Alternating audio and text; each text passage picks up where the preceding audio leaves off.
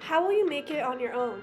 This is the introductory line of the Mary Tyler Moore Show's theme song, and the first words its viewers hear upon beginning the show, and it begs an important question. When the Mary Tyler Moore Show premiered in 1970, women were not encouraged to make it on their own, and television had never depicted them doing so. Work for women was seen as undesirable, and for centuries the ideal for women had remained the same, to maintain their role in the traditional nuclear family as caretaking wives and mothers. However, with the rise of the second wave of the women's rights movement in the 60s and 70s, many women began to break away from the societal norm and demand new social and legislative rights to match their quickly growing desire for responsibilities outside of the nuclear family. Between 1970 and 1977, the Mary Tyler Moore Show furthered the ideas of the second wave of the women's rights movement. The protagonist of the show, Mary Richards, was a radically independent character who brought feminist ideas to a large audience. Her pursuit of working responsibilities promoted a new and appealing image of the working woman and demonstrated that a woman could be successful and satisfied in choosing responsibilities outside of the home.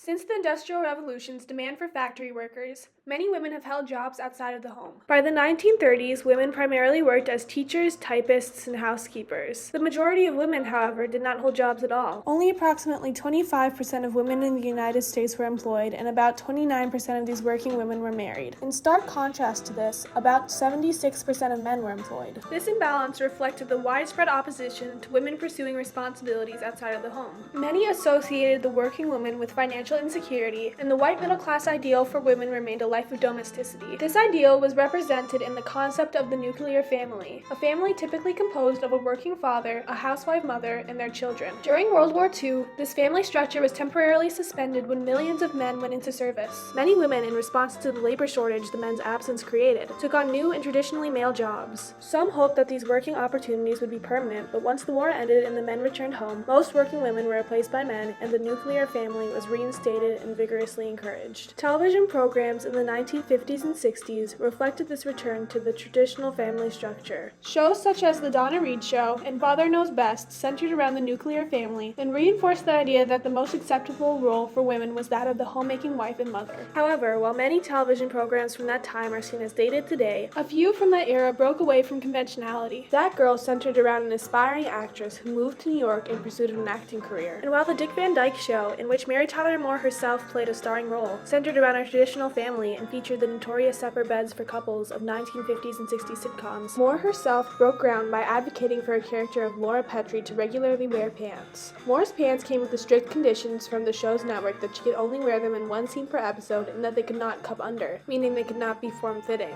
It's just so weird to think that there was all that you can't cup under and you're in twin beds and... Right. And you especially can't cup under when you're in the twin beds. The Feminine Mystique by Betty Friedan was published in 1963, a pivotal book that launched the second wave of the women's rights movement. The goals of the movement were similar to the ideas of the book. Both challenged the domination of the nuclear family and called for new rights to guarantee gender equality in all aspects of life, including the workplace. While the feminist movement gained traction, Mary Tyler Moore was finishing her role as Laura Petrie on The Dick Van Dyke Show, Moore's big break that earned her 2 Emmy Awards, as well as fame and recognition as a talented comedic actress. In 1969, after a successful reunion special of The Dick Van Dyke Show, CBS offered Mary Tyler Moore a series of her own. However, Moore did not want to play another Laura Petrie. She and her then-husband Grant Tinker co-founded Mary Tyler Moore Enterprises, a production company, which made a counter-proposal to the network asking for full creative control of the show. CBS accepted their proposal, and Moore and Tinker handed over the show to writers Alan Burns and James L. Brooke, with the instructions to create a show that appealed and related to a modern audience. From this came The Mary Tyler Moore Show, the beloved and unconventional classic that ran from 1970 to 1977, coinciding with and furthering the ideas of the second wave of the women's rights movement. We were very lucky in our timing in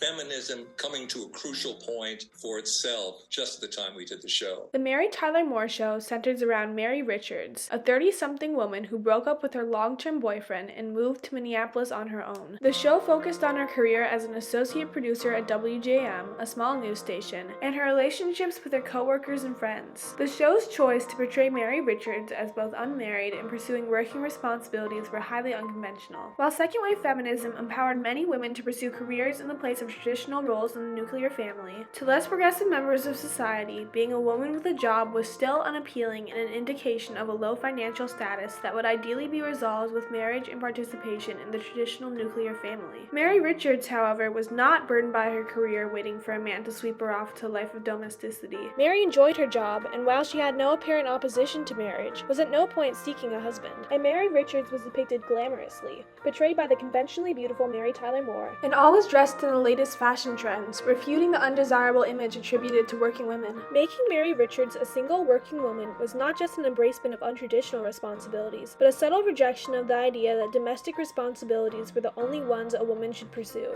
The Mary Tyler Moore Show was groundbreaking in its support of the ideas of the second wave of the women's rights movement. We don't see her on the show, at a march, at a protest, at a sit-in. And so it can be easy to think of things that were happening related to civil rights, women's rights, and not connect the Mary Tyler Moore Show explicitly, but I kind of think that that's the genius of the show. The show featured many topics central to the feminist movement, such as equal pay for women, a central theme of its season 3 premiere episode, in which Mary Richards advocates to get equal pay to her male predecessor. The only reason he was paid more than I am is because he was a man. Mary is portrayed as a single woman who goes on dates and is in casual relationships, even showing her the morning after a date wearing the same outfit she had worn the evening before, implying they engaged in sexual relations and promoting the feminist idea that women could be in casual sexual relationships. The show even featured a brief joke about the pill, a crucial tool for women's reproductive rights, marking one of the first times birth control is mentioned on television. But the Mary Tyler Moore Show wasn't just groundbreaking for women on screen. The show actively sought out female writers for their unique voices and perspectives on a show centered around a woman. In 1973, a third of the writers on the show were female. About her time as a screenwriter on the show, Susan Silver recalled, "I pitched stories from my own life. Things that all women had experienced but were fresh to the men." Another female screenwriter for the show, Treva Silverman, would go on to be the first woman to ever receive an executive title on a network sitcom for a position as an executive story consultant on The Mary Tyler Moore Show. While The Mary Tyler Moore Show was praised for being ahead of its time, it was a challenge to even get the show on the air for that very reason. Mary Richards was initially pitched as a divorcee, an idea that CBS found too controversial and the showrunners were forced to scrap to prevent the show from being canceled. Once the show had premiered, the network continued to disapprove of many of the show's scripts. Grant Tinker and Mary Tyler Moore, however, took the sides of the writers over the network and allowed them to shoot even when CBS told them not to. Conversely, however, many modern feminists believe that the Mary Tyler Moore Show did not go far enough. In her book Primetime Feminism, Bonnie J. Dow argues that while the show was set in a workplace, Mary Richards' accommodating and nurturing tendencies towards her co-workers were similar to those of traditional housewives to their families in earlier sitcoms. The Mary Tyler Moore Show depicted its characters, male and female, in all different marital statuses and career choices without positioning one as better than the others. Lou Grant, Mary Richards' grumpy boss, got a divorce. Phyllis, Mary's overbearing neighbor, was a traditional wife and mother. Rhoda, Mary's friend and neighbor, wanted to get married and eventually does in her own spin-off show Rhoda. And Mary herself, of course, is single and satisfied with her working responsibilities. In representing and uplifting all of these different choices, the Mary Tyler Moore Show demonstrates that women can pursue varying responsibilities, including the working ones of its protagonist, and still be happy and successful.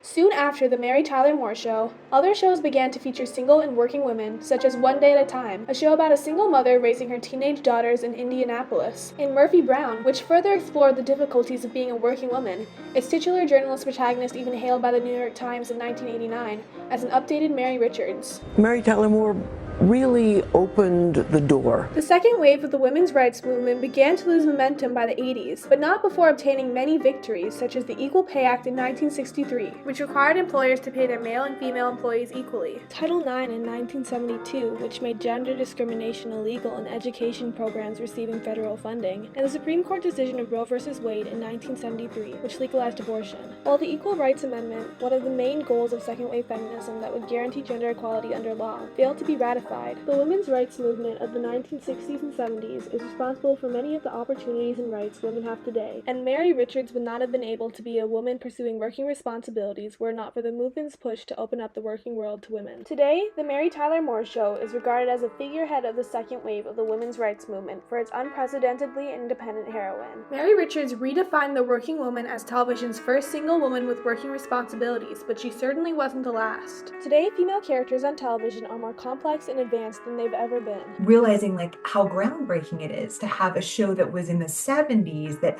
was doing things that hadn't been done, and how that begins to make possible shows that we have now. Mary's impact can be seen in the many women making it on their own in television today, and The Mary Tyler Moore Show remains one of the most beloved shows in television history.